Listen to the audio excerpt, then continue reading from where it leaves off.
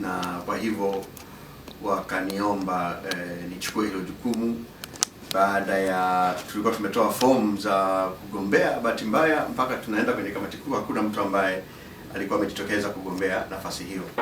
Kwa hiyo wenzangu wakaona kwamba ni muhimu tuwe na mgombea wa rais, na tukiamini kwamba wagombea wote wa rais waliopo kwa kweli hatuoni kama wanakidhi haja. Wakaniomba wenzangu kwamba tunaomba ufikirie hili jambo, uchukue jukumu. Viongozi wa chama pamoja na wajumbe wa kamati kuu, ikaundwa kamati ya kuja kuzungumza na mimi pamoja na familia yangu na jamaa. Lakini siku ya mwisho ilibidi mimi mwenyewe nitafakari. Nimetafakari sana, kama nilivyosema, nimetafakari vya kutosha. Nimefanya mawasiliano mapana ndani ya chama, katika familia yangu ninapofanyia kazi, katika taasisi mbalimbali, na mimi mwenyewe nimefikia uamuzi kwamba kwa kweli sina utayari wa maana wa kisaikolojia, utayari wa kisiasa, utayari wa kijamii kuweza kuchukua jukumu hili kubwa, na nikaomba wenzangu msamaha kwa kweli kwa kuweza kuangusha kwa kukataa kuchukua jukumu hili, na nashukuru kwamba viongozi wa chama wameelewa. Lakini baada ya hapo, kusema kweli, wanachama wetu nimeshukuru kwamba wana imani kubwa sana na mimi nchi nzima, na wamepiga simu wakisema bwana, tunaomba uchukue nafasi hii, usituangushe, sisi tunaamini wewe ndio unafaa kwa mgombea wa rais. Kwa kweli shinikizo limekuwa kubwa, na baadhi yao jana wameandamana kwenda makao makuu ya chama, lakini nadhani kwamba naamini pamoja na mashinikizo yote haya bado mimi mwenyewe napaswa kufanya maamuzi, na maamuzi lazima yazingatie utayari wangu kufanya kazi, kwenda kugombea, lakini vile vile utayari wangu kwenda kufanya kazi kubwa ya kuwakilisha nchi yetu katika nafasi ya urais. Na bado nimejiridhisha kwamba kwa sasa hivi kwa kweli sina huo utayari. Unapozungumzia utayari, labda katika aspect ya siasa, hayo mambo mengine kwa vitu yaache.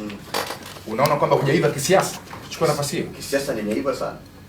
Sasa uoga huo unatoka wapi? Maana kwa sababu unatafakari. Wala sio uoga wenyewe ni kwamba si uoga. Mimi na kisiasa ninaweza. Muhimu kabisa katika mambo haya ni utayari wa kisaikolojia.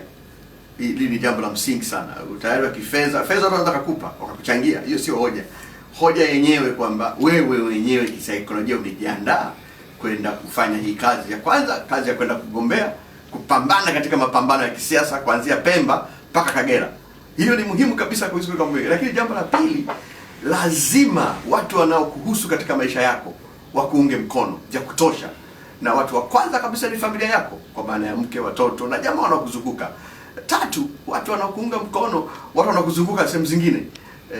Kwa mfano mimi nafanya kazi katika taasisi mbalimbali. Nafanya kazi chuo Dar es Salaam, na sasa hivi nipo sabbatical leave, nafanya kazi kwenye shirika la Utaweza nikifanya utafiti pale. Hawa watu wote ni muhimu. Unaangalia pia wazee. Mimi pia ni muumini wa kanisa letu. Unaongea pia na mchungaji wako na waumini wenzako. Unawasiliana pia na watu wengine wazee katika jamii. Unapiga simu kijijini kwangu, nyumbani kwa bibi zangu, kwa jamani kuna jambo hili. Kwa hiyo yote unafanya tafakari. Baada ya kufanya tafakari yote haya, kwanza utayari wangu bado, lakini pili muhimu kabisa, sikupata support ya maana kutoka kwa watu ambao ni muhimu sana katika maisha yangu. Kwa hiyo nikaomba wenzangu kwamba tuangalie wanachama mwingine, na naamini kwamba chama kitapata wanachama mwingine ambaye atachukua jukumu hili.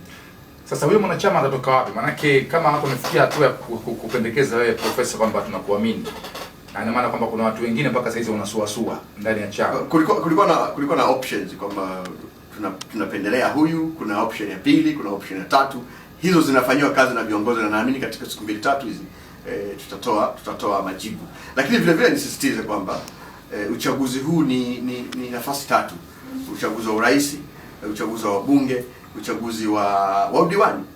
Kama ikatokea hakuna mwanachama ambaye amejitokeza, mimi sidhani kwamba chama kitakuwa kimepata matatizo, kwa sababu kinakwenda kupambana kutafuta wabunge, kinatafuta madiwani. Bado naamini hiyo pia ni nafasi kubwa, kwa sababu nadhani katika huu mpambano mimi naona kabisa kwamba muhimu sana katika nchi yetu kwa wakati ujao ni kwenda kuadhibiti bungeni, kwa sababu yote itakayopatikana katika uchaguzi huu tunahitaji kabisa tuwe na bunge imara, kwa sababu kule ndio zinatungwa sera, zinatungwa sheria za kuongoza nchi. Kwa bado ile nafasi kubwa sana, lakini vile vile kwa sasa hivi nchi yetu inafanya maendeleo katika ngazi ya local government, halmashauri.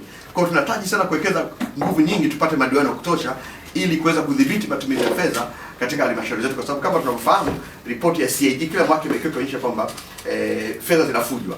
Lakini bado naheshimu sana matakwa ya wanachama kuweka mgombea urais, na kwa kweli kazi inaendelea kufanyika kuhakikisha kwamba tunapata mgombea urais, na mimi natamani tupate mgombea urais ambaye sio tu mgombea urais, lakini mgombea urais ambaye atakwenda kupambana kuhakikisha kwamba anaweza kudhibiti ndugu Magufuli pamoja na ndugu Lowassa ambao kwa kweli ndio wanagombea sasa. Sasa mimi ni mtazamo wangu